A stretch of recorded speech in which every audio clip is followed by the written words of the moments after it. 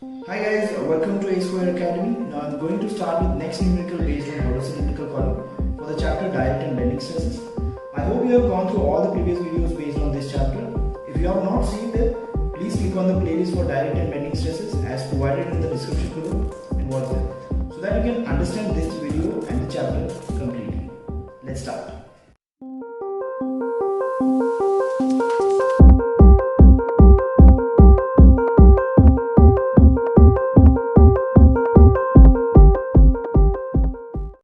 So guys, let's read the question first. A hollow cast iron column 300 mm external diameter and 240 mm internal diameter.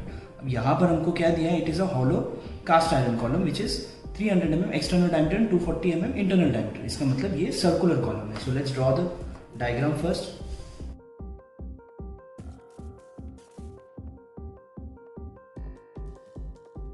ये इसका axis है. ये आपका top view हो गया. इसका हम एलिवेशन भी बनाएंगे.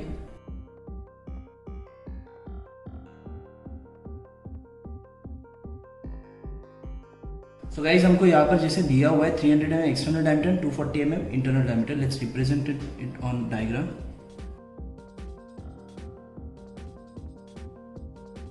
नेक्स्ट इज इसके आगे क्या दिया है? It carries an actual load of 500 kilonewton. It also carries a vertical load of 120 kilonewton on a bracket such that the load line is 500 mm from the centroidal axis of the column. अब यहाँ पर क्या दिया है? दो type of load है. कौन से लोड है? It carries an actual load. एक तो एक्चुअल लोड है जो कि 500 किलोन्यूटन है, और एक लोड है it also carries a vertical load of 120 kilonewton on a bracket. अब दूसरा लोड जो है एक ब्रैकेट पे लगाया हुआ है, मतलब ये कॉलम पे एक ब्रैकेट है और उस ब्रैकेट पे लोड है such that the load line is 500 mm from the centroidal axis. मतलब वो जो लोड है सेकेंड लोड वो सेंट्रोइडल एक्सिस से 500 mm दूर है. एक तो एक्चुअल लोड है दैट इज 500 किलोन्यूटन, तो ये आपका एक्चुअल लोड हो गया दैट इज 500 किलोन्यूटन, और एक जो है इसेंट्रिक लोड है विच इज 120 किलोन्यूटन जो कि ब्रैकेट पे है. So let's draw the bracket. समझो ये ऐसा ब्रैकेट हो गया कॉलम पे, और ब्रैकेट पे लोड कितना है? That is 120 kilonewton.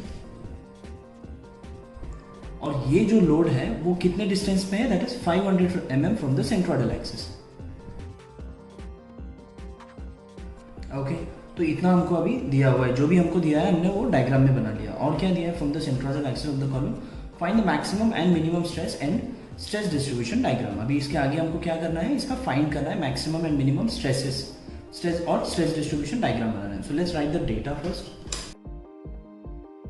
अभी यहाँ पे हमको डेटा क्या दिया है? That is 300 mm and 240 mm. So let's write capital D as 300 mm. External diameter को हम कैपिटल डी से लिखते हैं और इंटरनल डायमीटर को स्मॉल डी से लिखते हैं दैट इज 240 mm.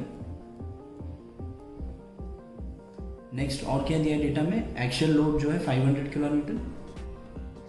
दो टाइप के लोड है, one is actual load and another is eccentric load. So actual load कितना है आपका? Let's say this as P1. Actual load कितना है? 500 किलोन्यूटन जो यहाँ पर है. और एक लोड है it also carries a vertical load of 120 kilonewton that is eccentric load. That is how much? 120 kilonewton. It also carries a vertical load of 120 kilonewton on a bracket such that the load line is 500 mm from the centroidal axis. Means this 500 mm is the eccentricity. Let's say that is eccentricity of load P2. That is E. That is how much? 500 mm. ना इतना हमें data में दिया हुआ है. Next आगे क्या है? You have to find this. So let's write it in to find. Now what we have to find the maximum and minimum stresses.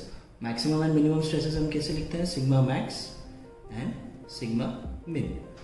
और इसके आगे क्या दिया है? And draw stress distribution diagram.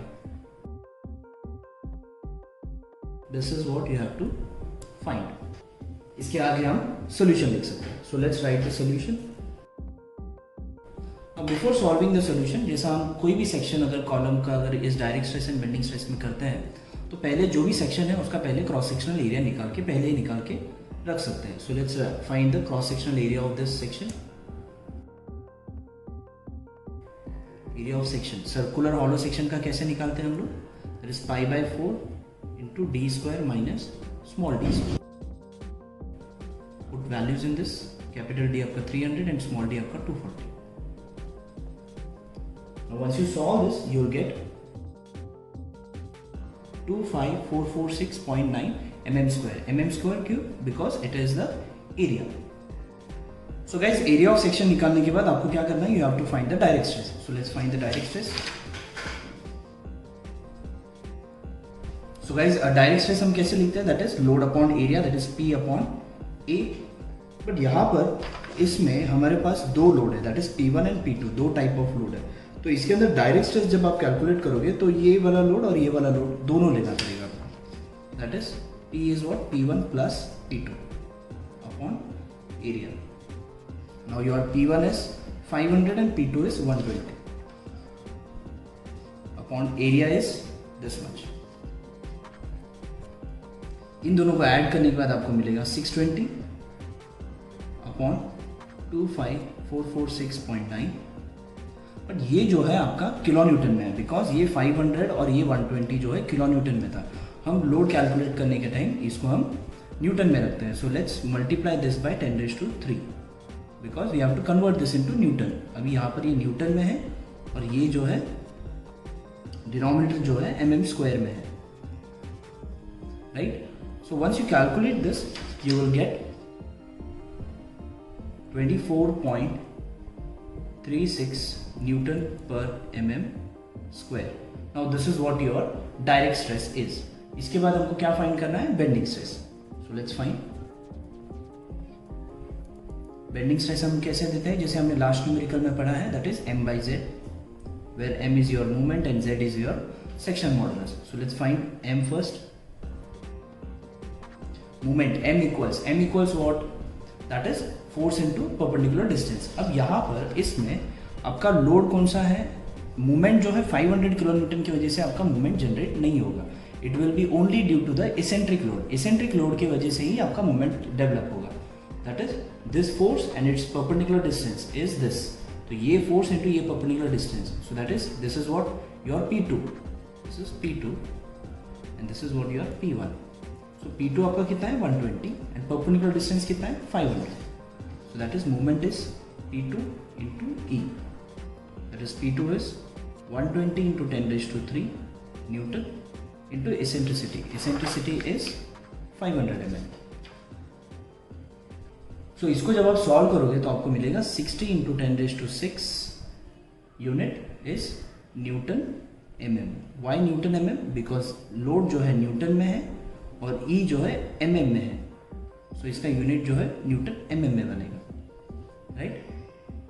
Okay, इसके बाद आपको m तो हमने निकाल लिया, z भी निकालना पड़ेगा to find the bending stress. So z is what your section modulus. So ये सेक्शन मॉडुलस हम कैसे निकालते हैं?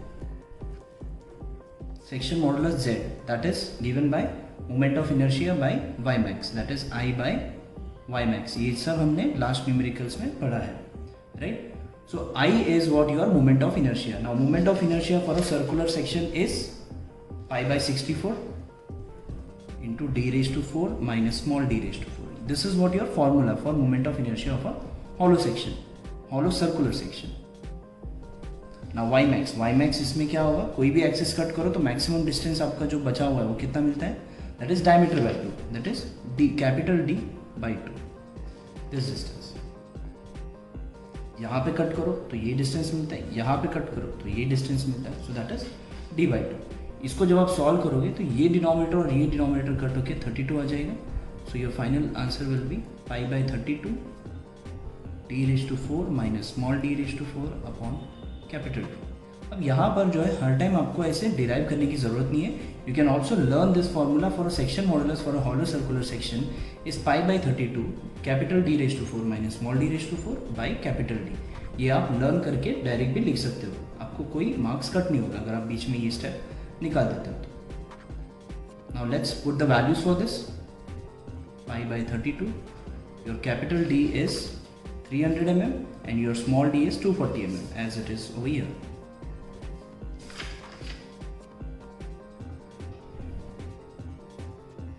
So guys, आप इसको सॉल्व करोगे तो आपको मिलेगा 1564980 इतना मिलेगा. और इसका यूनिट क्या होगा? उसका यूनिट होगा mm³। क्यू होगा, मैंने आपको लास्ट न्यूमेरिकल में बताया है। नेक्स्ट इज हमने ये सेक्शन मॉडुलस और मोमेंट क्यों फाइंड किया, to find the bending stress. अभी m/z हमको m का वैल्यू और z का वैल्यू दोनों मिल गया। Now we can find bending stress.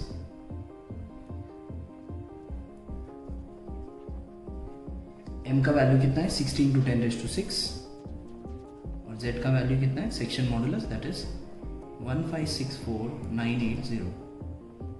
इसको सॉल्व करने के बाद आपको मिलेगा 38.34 न्यूटन पर mm²। सो गाइज अभी हमने ये direct stress and bending stress क्यों फाइंड किया, to find the maximum and minimum stress जो हमको फाइंड करना था, that is sigma max and sigma min. Sigma max and sigma min का आपको फॉर्मूला पता होगा, that is sigma max is direct stress plus bending stress and sigma min is direct stress minus bending stress. So now अभी हमको जैसे direct stress and bending stress मिल गया, so we can find sigma max and sigma min. So let's find sigma max and sigma min, that is your resultant stress. Resultant stress क्या होगा आपका, sigma max that is direct stress plus bending stress. आपका direct stress क्या है, that is 24.36 and bending stress क्या है 38.34। इन दोनों को सॉल्व करने के बाद आपको मिलेगा 62.70 न्यूटन पर mm²।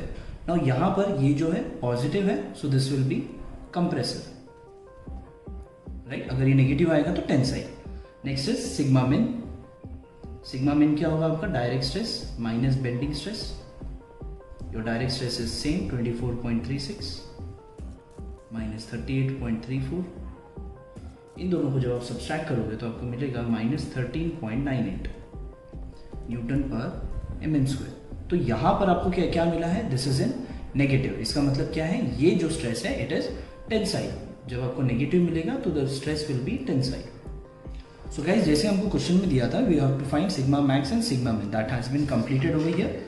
और इसके बाद जो है इन्होंने बोला you have to also draw the stress distribution diagram. So let's draw the stress distribution diagram below this. यहाँ पर your maximum stress will be over here on this side. Why, because the eccentric load is on this side, इसलिए आपका जो maximum stress जो है column के इस तरफ आएगा एंड मिनिमम स्ट्रेस जो है कॉलम के इस तरफ आएगा। So your maximum stress is 62.70. So let's say that is this much, and that sigma min is -13.98. तो -13.98 कहाँ पर आएगा, आपको इसके ऊपर बनाना होगा, बिकॉज पॉजिटिव होगा तो नीचे और नेगेटिव होगा तो ऊपर। So let's say over here.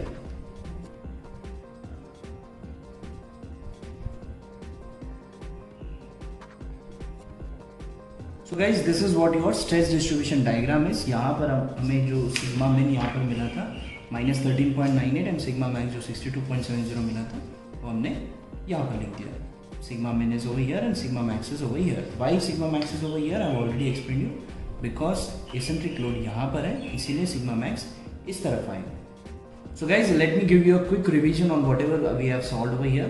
A hollow cast iron column 300 mm external diameter, which is 300 mm external diameter and 240 mm internal diameter. This is your internal diameter, that is 240 mm. Carries an axial load 500 kN. It carries an axial load, मतलब इस column के axis पे load जो है that is 500 kN, जो हमने axis पे बनाया है। It also carries a vertical load of 120 kN on a bracket such that the load line is 500 mm from the centroidal axis. मतलब 120 kN जो है लोड है जो कि एक ब्रैकेट पे है which is 500 mm from the centroidal axis. तो इस centroidal axis से 120 kN 500 mm दूरी पर है। Next is you have to find the maximum and minimum stresses and you have to draw the stress distribution diagram. So let's say your capital D is हमने जो इधर यहाँ पे बनाया है वो लिखा है स्मॉल d, एक्शियल लोड जो है P1 लिखा है हमने उसको, और इसेंट्रिक लोड जो है बाहर ब्रैकेट पे है उसको हमने P2 लिखा है। नाउ इस P2 का eccentricity that is eccentricity of load P2 that is 500 mm। Now यहाँ पर हमको फाइंड क्या करना है, sigma max, sigma min and stress distribution diagram. Okay, now before solving anything we can first find the area of the section. So area of section हमने normal formula जो है हमारा that is π/4 into capital D square minus small d square के formula रख के हमने उसका area of section निकाला। उसके बाद हमने इसका direct stress and bending stress निकाला। डायरेक्ट स्ट्रेस कैसे निकाला, P/एरिया that is force upon area. यहाँ पर लोड जो है P1 एंड P2 दोनों लेना होगा, बिकॉज कोई भी लोड जो है डायरेक्ट स्ट्रेस डेवलप करेगा ही, इसीलिए। बट बेंडिंग स्ट्रेस में सिर्फ इसेंट्रिक लोड आएगा। जहाँ पर जैसे हमने बेंडिंग स्ट्रेस किया है वहाँ पर सिर्फ इसेंट्रिक लोड लिया है, तो डायरेक्ट स्ट्रेस में P1 एंड P2 दोनों लेना होगा। यहाँ पर 500 plus 120 that is 620। Now 620 was in kilo newton, we have converted into newton by multiplying by 10⁻3। यहाँ पर मल्टीप्लाई करके ये न्यूटन में कन्वर्ट हो गया and this area is an mm square already. Now after solving this we are getting this much. Next is bending stress. Bending stress is given by moment by section modulus that is m by z। Moment आपका क्या होगा P2 into E and z क्या होगा section modulus that is I by y max। हमने इसे solve करने के बाद आपको ये मिला और मूवमेंट सॉल्व करने के बाद ये मिला। तो बेंडिंग स्ट्रेस आप निकाल सकते हो by m by z। m का वैल्यू है, आपके पास z का वैल्यू है, तो ये दोनों हमने यहाँ पर रख के ये सॉल्व कर दिया। इसके बाद हमने इसका सिग्मा मैक्स एंड सिग्मा मिन वो भी फाइंड कर दिया। That is sigma max is this much, direct stress plus bending stress, this is the general formula for sigma max and sigma मिन भी direct stress minus bending stress. इसमें आपको sigma max जो है पॉजिटिव आया है इसीलिए इसको कंप्रेसिव, सिग्मा मिन जो नेगेटिव आया है इसीलिए आपका ये टेंसाइल। और अभी ये दो हमने जो निकाला इसके ऊपर हमने स्ट्रेस डिस्ट्रीब्यूशन डायग्राम भी बनाया यहाँ पर। That is sigma max is this much, sigma min is this much. So this numerical has been completed over here. Thanks for watching guys. You can also download the PDF copy of this notes which I have prepared in this video. Link for the same is shared below. And for any queries regarding the topic, you can comment below. Thank you very much.